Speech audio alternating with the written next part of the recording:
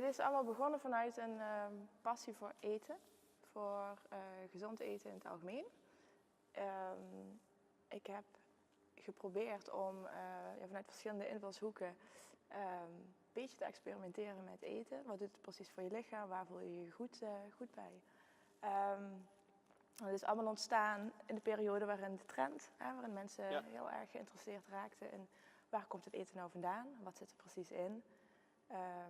Hoe is het bereid? En wat doet het met je lichaam, met je geest? Daar werd je ook door getriggerd. En daar werd ik enorm door getriggerd, ja. Omdat ik zelf ervaren heb hoe het is om meer energie over te houden aan gezond eten. Voelen letterlijk dat je beter in je lijf zit. En wat mij opviel in die periode is dat er in supermarkten heel erg op werd gestuurd. Heel veel boeken werden geschreven van, hoe doe je dat nou thuis? En ik dacht, maar er zijn ook heel veel mensen die graag uit eten willen gaan. En die diezelfde filosofie ook buiten de deur graag willen doortrekken. Ja, daar moet markt voor zijn. Ik ben een half jaar voordat ik bijzonder open deed, toevallig allemaal op dezelfde dag, 1 oktober, een halfjaartje gaan reizen. Dat heb ik vooral gedaan om weer even terug naar de basis te gaan. Van, ik weet waar ik goed in ben en ik weet wat ik leuk vind en ik weet ook wat ik zoek. Maar als ik nou alles bij elkaar optel, zit ik dan op de juiste plek bij op dat moment mijn huidige werkgever. Ik kwam al heel gauw erachter dat dat niet het geval is. Nee. Ik heb altijd als HR-consultant gewerkt en ik stelde mensen altijd de vraag, waar sta jij nou elke ochtend voor op? Wat is jouw passie? Waar doe jij het nou voor elke dag? En toen begon je dat En toen dacht ik, misschien is het ook wel een keer belangrijk dat ik mezelf die vraag stel.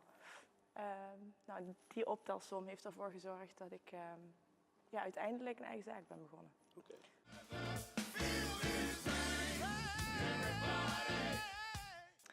Nou, ik ben dit begonnen met iemand waar ik op dat moment een relatie mee had.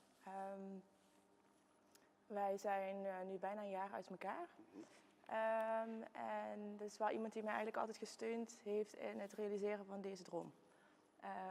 Zelf van plan was om ooit ook direct daarin te stappen bij Bijzonder. Dat hebben we allemaal niet meer mogen meemaken. Dus ik vond het wel heel moeilijk om die samenwerking stop te zetten. Simpelweg omdat het een maatje is waar je wel al die tijd op hebt kunnen bouwen. En elke stap die ik gezet heb, daar stond hij naast. Ja. En dat valt nu gewoon even weg. Dus dat vond ik wel een hele moeilijke beslissing. Alhoewel ik wel nog steeds denk dat het een verstandige en een goede beslissing is. Laat het me soms wel even beseffen dat ik er inderdaad nu volledig alleen voor sta. Ja. En dat vind ik aan de ene kant kicken. Ja. Maar dat geeft ook een bepaald powergevoel. Met momenten voelt dat ook een beetje alleen.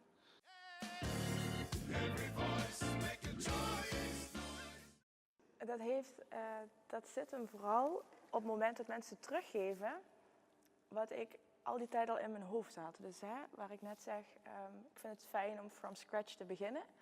Je hebt een idee, zet het op papier, je vult die tekening. De tekening wordt werkelijkheid.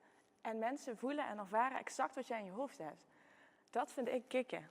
Als ik op zo'n drukke avond door de zaak wandel en ik aan tafel vraag of men een leuke avond heeft gehad. Ja. Dat ze dan teruggeven, hoe heb je dat toch kunnen doen? Of alles wat ik proef, je proeft gewoon de passie en ik proef dat er liefde in zit. Dan denk ik, daar doe ik het voor. Dat maakt je ook gelukkig. Dat maakt mij gelukkig, ja. Dat vind ik echt kicken.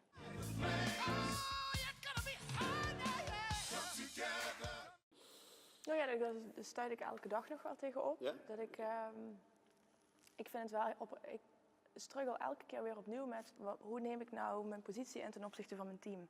Dus uiteindelijk ben je eindverantwoordelijk.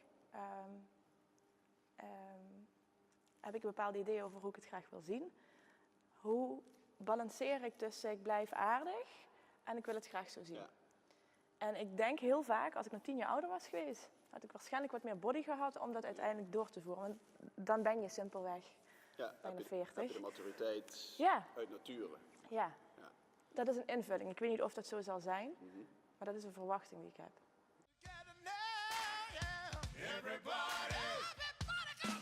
Het is tweeledig. Enerzijds omdat ik graag iets wilde neerzetten dat anders is dan anders.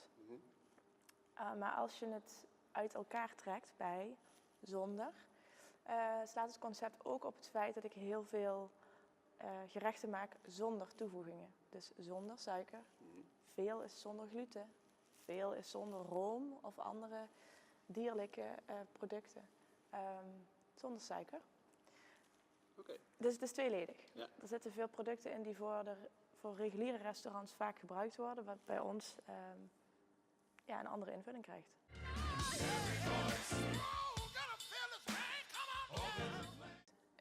Heel veel mensen hebben me al gevraagd wanneer verhuis je naar andere steden of verdubbel je de vestiging. Maar dat zie ik niet zozeer zitten, want ik vind juist omdat we zo authentiek en klein zijn en die persoonlijke touch maakt bijzonder wel bijzonder.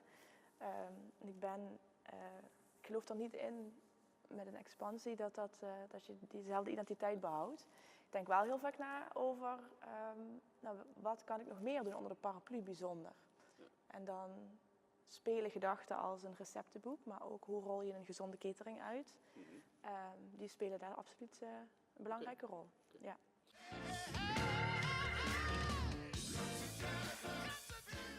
Het vinden van goed personeel.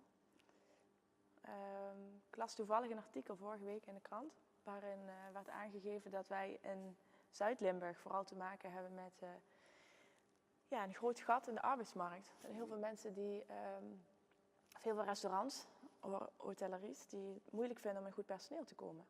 En ik denk dat dat de komende jaren alleen nog maar moeilijker wordt. Simpelweg omdat ik denk dat de mentaliteit op dit moment van de jeugd veranderd is ten opzichte van een aantal jaar geleden. En ik begrijp dat heel goed. Er zijn heel veel mogelijkheden om leuk werk te doen op tijden die toch net iets meer schikken ten opzichte van de vrije tijd. Het niet altijd leuk is om in het weekend te werken of tot laat. Dus ik denk in onze branche dat daar de grootste uitdaging ligt.